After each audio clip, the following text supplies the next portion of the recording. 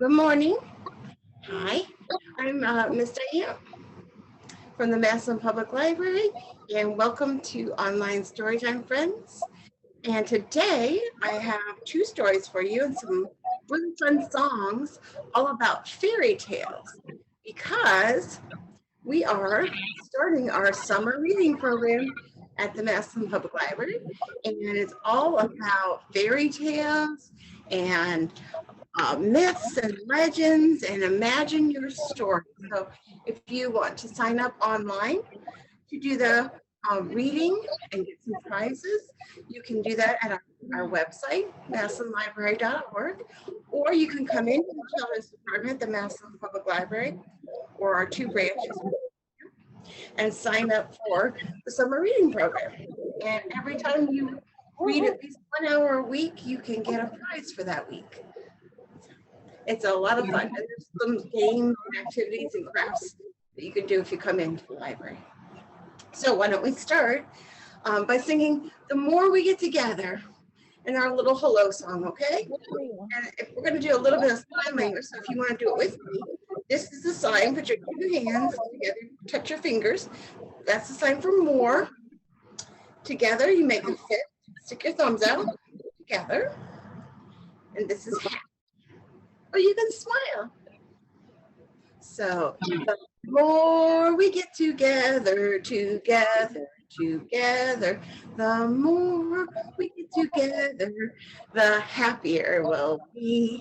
Because your friends are my friends are your friends. The more we get together, the happier we'll be.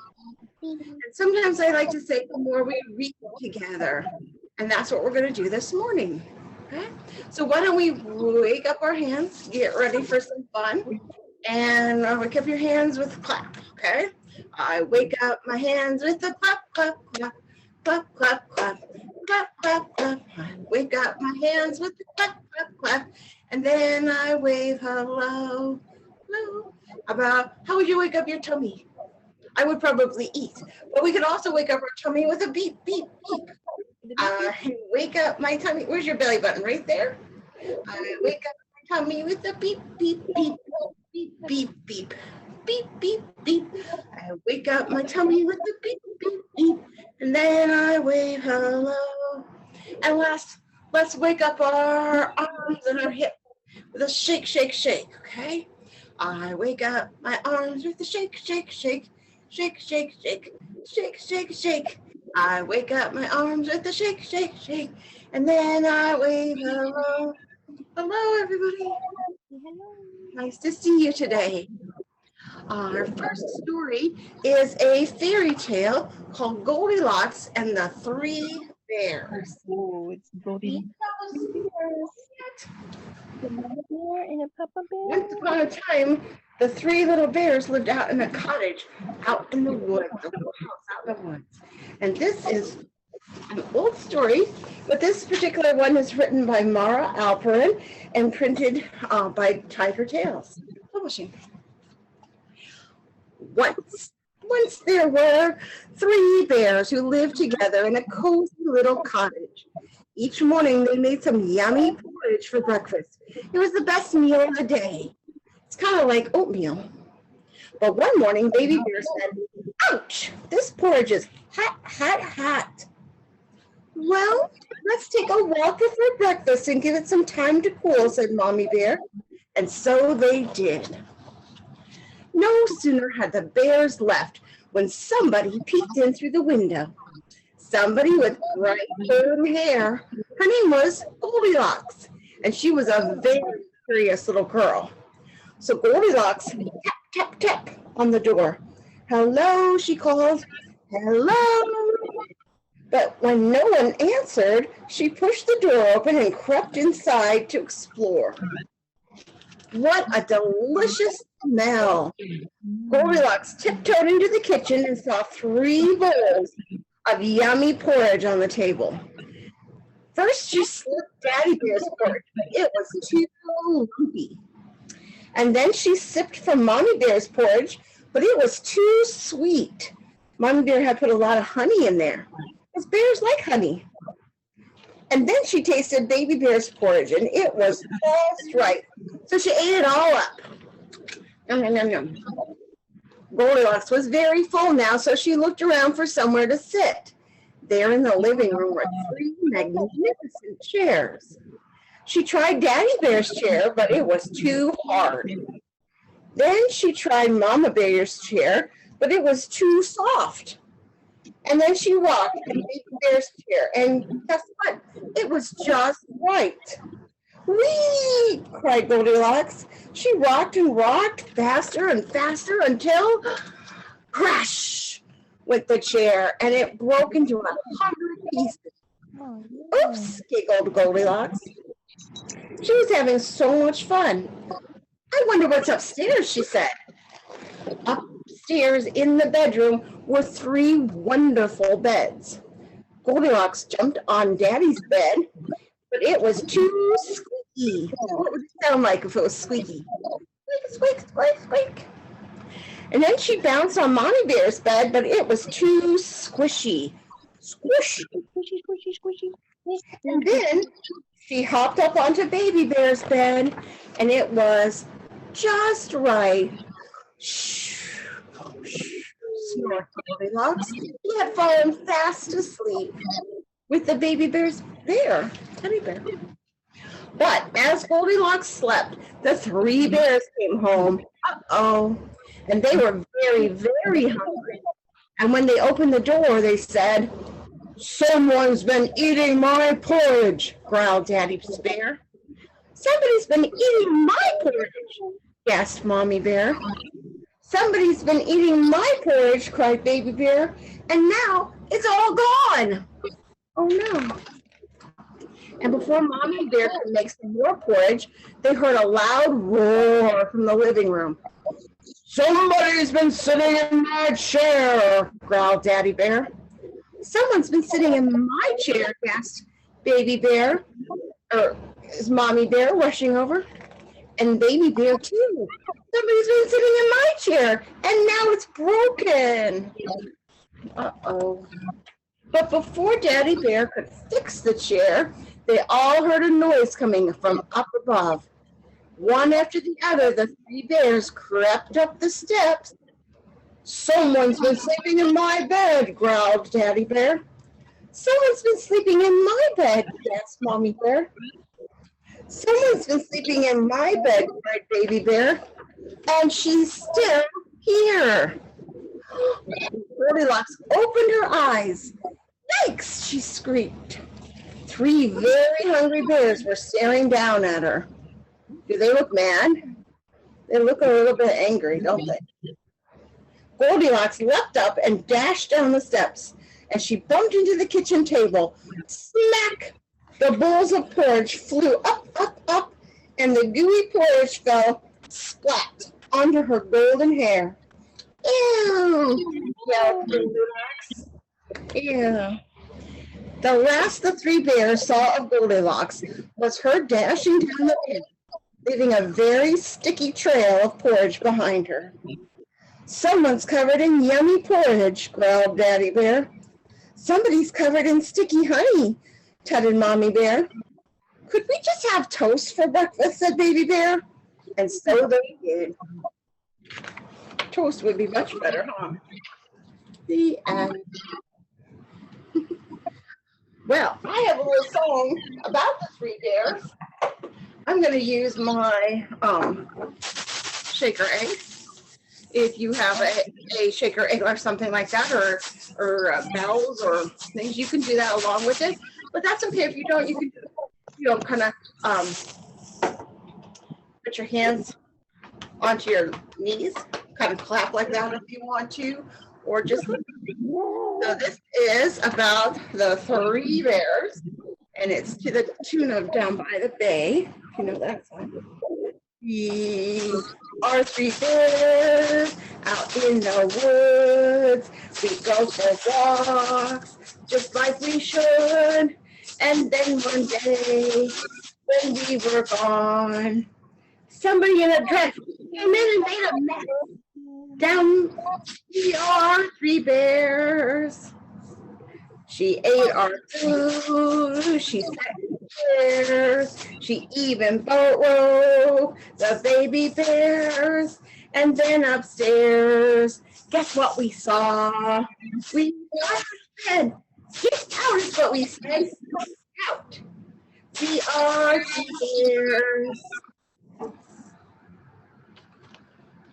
So there are a lot of Three Bears books at the library or anywhere, right? But and then there are some books that are called fractured fairy tales. So the ending's a little bit different.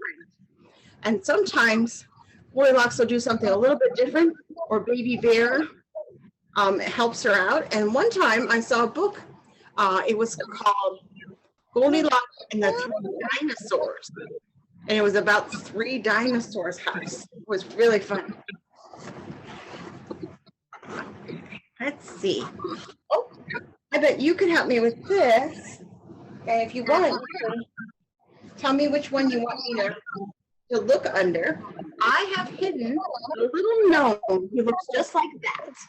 That's a little gnome. And sometimes gnomes are in fairy tales and little stories. And I have hidden him under one of these four things: the tree, the mushrooms, the flowers, or the little house. And I have a little rhyme that goes with it, and we're going to look for him, okay? So when I point to you, you can tell me which one you think that I should look under. It goes like this: oh my, oh dear, where has our little friend gone? Won't you come out and play along? Where is he hiding? Do you know? Let's take a look under the, see, which one do you think we should look under? Do you want to tell me? Can you say it real loud? The tree. The tree? Okay, let's try the tree. Is he under the tree? No. Okay, we'll try again. Oh my, oh dear, where has my little friend gone? Won't you come out and play along? Where's he hiding? Do you know? Let's take a look under the, which one should we do now? Flowers. The flowers? Okay. Yes, you found him. He was hiding in the flowers. This is his house that he lives in, which sometimes is shaped like a mushroom. Sometimes they live in mushroom houses. Not under there, not under there. Good job, you got that in the second try. All right, I have another story for you. It is a fractured fairy tale, which means that maybe they changed the characters. This is Little Red and the Very Hungry Lion. So this book is usually Little Red Riding Hood. And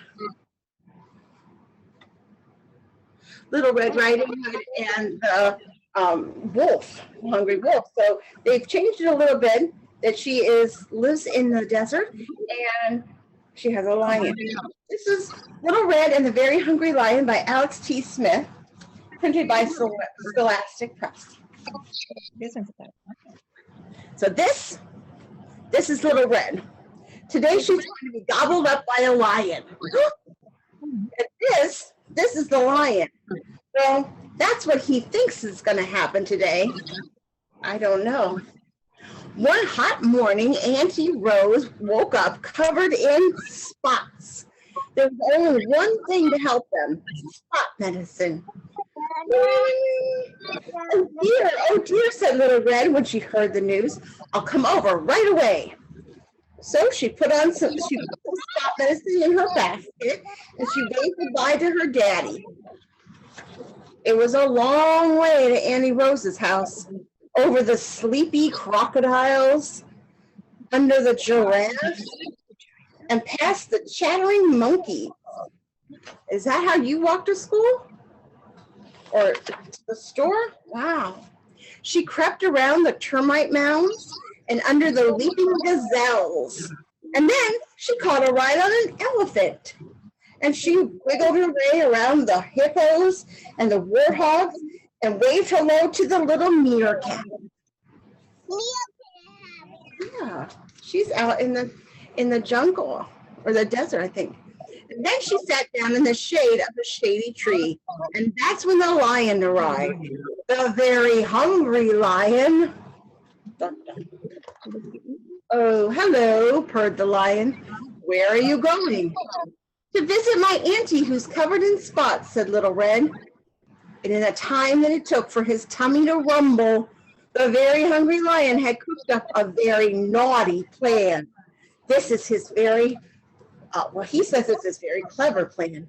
This is his plan. He's going to sneak into Auntie Rose's house, hide her in the cabinet, jump up, eat Little Red, and then wait for a bit, and then eat Auntie Rose for dessert. And so he rushed off to put his plan in action. Oh, I hope he doesn't do it. When he got there, the very hungry lion stuffed Annie Rose into a cabinet, and she locked the door. And then he squeezed himself into one of her nightgowns and covered himself in spots with some paint. Of course, when Little Red arrived, she realized right away that that was not Annie Rose sitting in the bed. So she quickly looked around, and she saw her aunt peeking through a gap in the cabinet. There's her aunt. She's okay. Then Little Red decided that she was going to teach that naughty lion a lesson. Oh, Auntie, cried Little Red, what tangled hair you have. And before the very hungry lion could even lick his lips, Little Red had brushed and combed and twisted and braided until the lion had a very lovely new look. How do you like that? That's crazy. This had not been part of the lion's plan, so look at this, I have to turn my book. He opened his mouth wide. Disgusting, shouted Little Red. What gigantic, grimy teeth you have, Auntie. And Little Red made the very hungry lion brush his teeth until they sparkled. Oh, Auntie, sighed Little Red, what an old nightgown you're wearing. So before the very hungry lion knew it, Little Red had found a much prettier dress for him to wear. How do you like that? This had not been part of the lion's plan either. I think he looks beautiful. Stop! Yelled the lion. I am a very hungry lion, and my tummy is grumbling. Little Red pointed her finger. Well, trying to eat children and aunties is very naughty. You were hungry, all you had to do was ask for some food. So the very hungry lion let Auntie Rose out of the cabinet, and he said sorry, ever so politely. Little Red gave Auntie Rose the spot medicine, which worked immediately. And then the three of them ate a whole basket full of donuts together. The lion had five donuts. Soon it was getting dark, so the lion walked all the way back home with Little Red, and he was on his best behavior. He promised to never, ever, ever try and eat another auntie or any children. But he might be tempted to eat some daddy.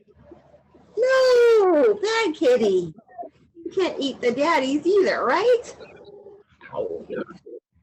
That's not fair. Silly.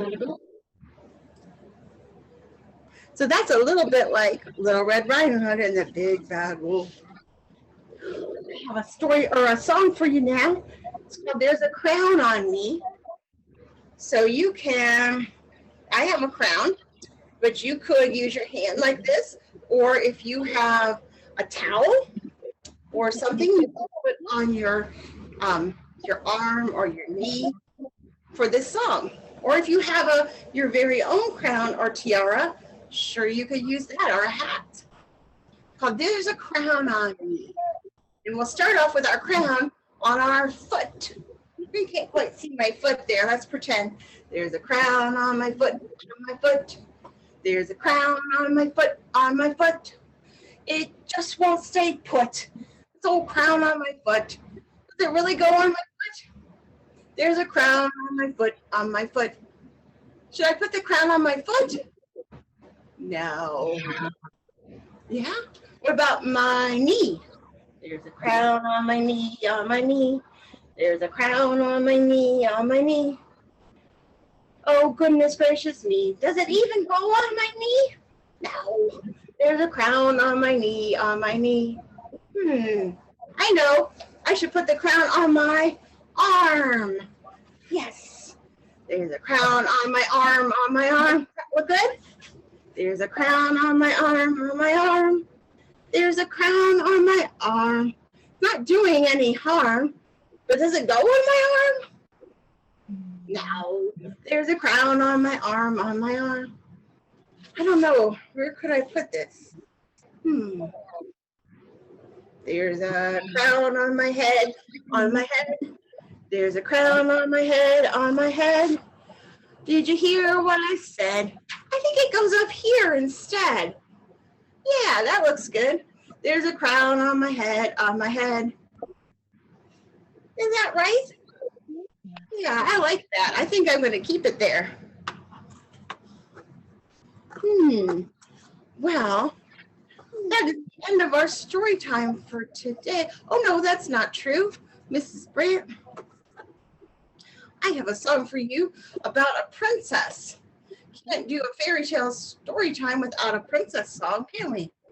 So this one you could stand up if you want and stretch a little bit because we're going to move around a little bit. Okay, it's called There Was a Princess Long Ago. And when we say long ago, we're going to go like this, okay? So we're going to do some motions, and I hope you'll do it with me. There was a princess long ago, long ago, long ago. There was a princess long ago, long ago. Now, this is a story of Rapunzel, which you might have seen in the Disney movie Tangled. And Rapunzel lived in a big, tall tower, okay? And so she lived in a big high tower stretch. Big high tower. She lived in a big high tower long ago. Well, one day, a wicked fairy came along and cast a spell. So we're going to use our fingers to be a wand, okay? So our wicked fairy is going to cast a spell with our wands. A wicked fairy cast the spell, cast the spell, cast the spell. A wicked fairy cast the spell long ago. Good. And that made the princess sleep.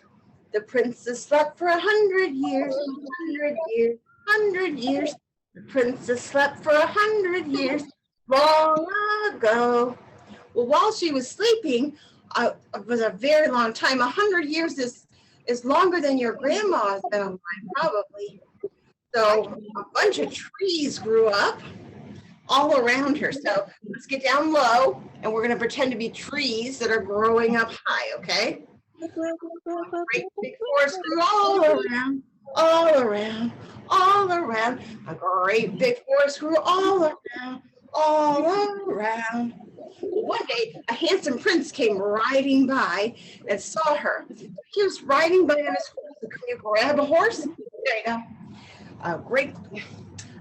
A handsome prince came riding by, riding by, riding by. Can you bounce up and down? A handsome prince came riding by long ago, and he took his sword and cut down the trees. He took his sword and cut the trees, cut the trees, cut the trees. Took his sword and cut the trees long ago. And he saw the princess who was asleep. So he woke her up with a kiss. He woke the princess with the kiss, with the kiss, with the kiss. He woke the princess with the kiss long ago. And then they got married. The wedding bells went ding, ding, dong, ding, ding, dong, ding, ding, dong. The wedding bells went ding, ding, dong, long ago. And everybody's happy now, happy now, happy now. Everybody's happy now, long ago. The end. And you know how most fairy tales end? Happily ever after. They lived happily ever after. Well, I hope that you had some fun this morning with our stories, our fairy tales. We'll have some more in the next few weeks. Next week, we will do a unicorn story time. Okay? But for now, please say goodbye. And I'll say it like this with some rhymes. See you later, alligator. In a while, crocodile. Those words rhyme. I'm out the door, dinosaur. I'll see you soon, you big baboon. So take care, koala bear. And give yourself a hug, ladybug. Hug. And blow a kiss, jellyfish. And wave goodbye, butterfly. Goodbye. See you next time.